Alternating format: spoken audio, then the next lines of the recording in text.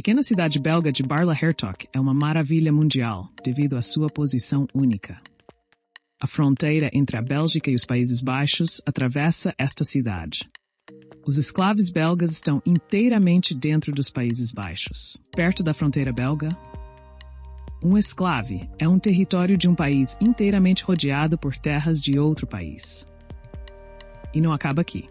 Dentro dos esclaves belgas existem enclaves holandesas. Enclaves dentro de exclaves. Nada é simples em Bar-le-Hertog.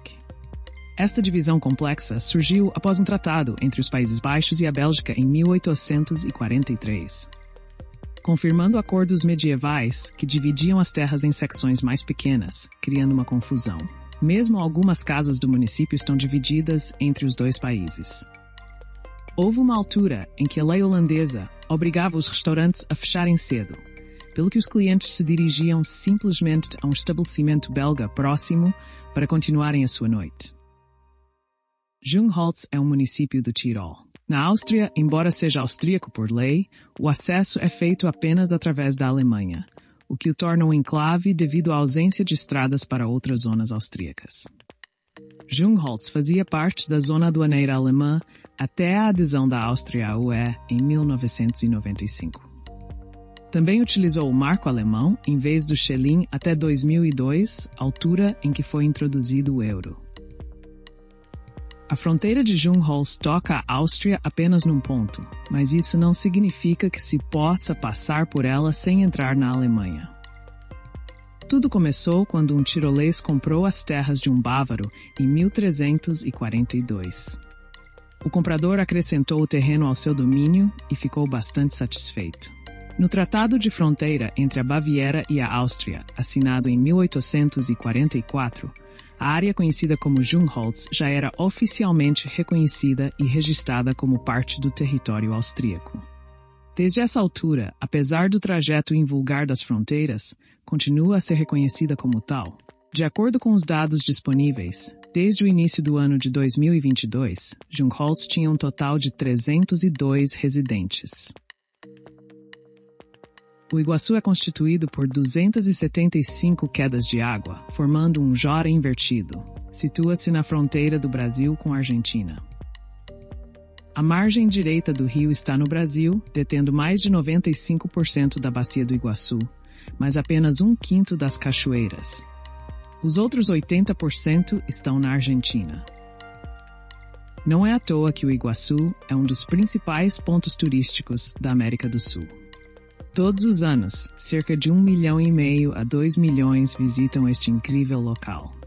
A área tem um aeroporto internacional, muitos hotéis, parques de campismo, estradas e trilhos. A economia local depende do turismo. Com tudo isso, é notável que ainda seja uma fronteira entre nações. As Ilhas Diomedes são 2 ilhas e rochedos no Estreito de Bering, entre Rússia e UE. Cada ilha é propriedade de uma nação diferente. A ilha Ratmanova, ou Diomede Grande, é russa e a ilha Krusenstern, ou Diomede Pequena, é americana. A fronteira nacional fica a cerca de 2 quilômetros das ilhas, que estão separadas por menos de 4 quilômetros. Quem poderia imaginar que nações como a Rússia e os Estados Unidos estão tão próximas uma da outra? No inverno, a natureza forma frequentemente uma ponte de gelo entre as 2 ilhas, tornando teoricamente possível atravessar dos Estados Unidos para a Rússia e vice-versa. Em Bury da Antiga Constável, circulação entre as ilhas é proibida e a segurança na fronteira é rigorosamente aplicada. Desde 1989, as 2 nações permitem que os residentes viajem sem visto para se visitarem mutuamente. No entanto, logo após a guerra, a maior parte da população local da ilha de Ratmanova foi transferida para o continente. Atualmente, a ilha alberga a unidade militar russa mais oriental e uma estação meteorológica. Em geral, não é um sítio que se possa visitar facilmente. Entretanto, existe uma pequena aldeia na ilha de Krusenstern, onde vivem cerca de 100 pessoas. Funcionam uma escola e uma loja, e o correio é entregue por helicóptero, quando o tempo está bom. A fronteira entre o Canadá e os Estados Unidos estende-se por quase 9.000 quilômetros. Seria uma fronteira normal, não fosse a biblioteca e a ópera? A Haskell Free Library e a Casa de Ópera foram intencionalmente construídas na fronteira, não apenas para entretenimento.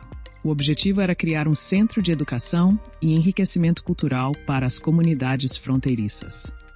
Está de facto a atingir esse objetivo.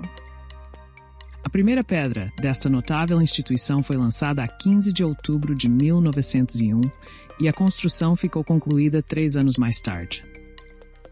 A construção custou $50, o que era uma quantia significativa na altura. Há quem diga que o seu desenho é uma réplica exata da Ópera de Boston. Isso é incorreto, mas o design do edifício continua a ser único. Em nenhum outro lugar é possível sentar-se numa ópera dividida por uma fronteira internacional, com o público nos USA e os atores no Canadá. Não encontrará outra biblioteca assim.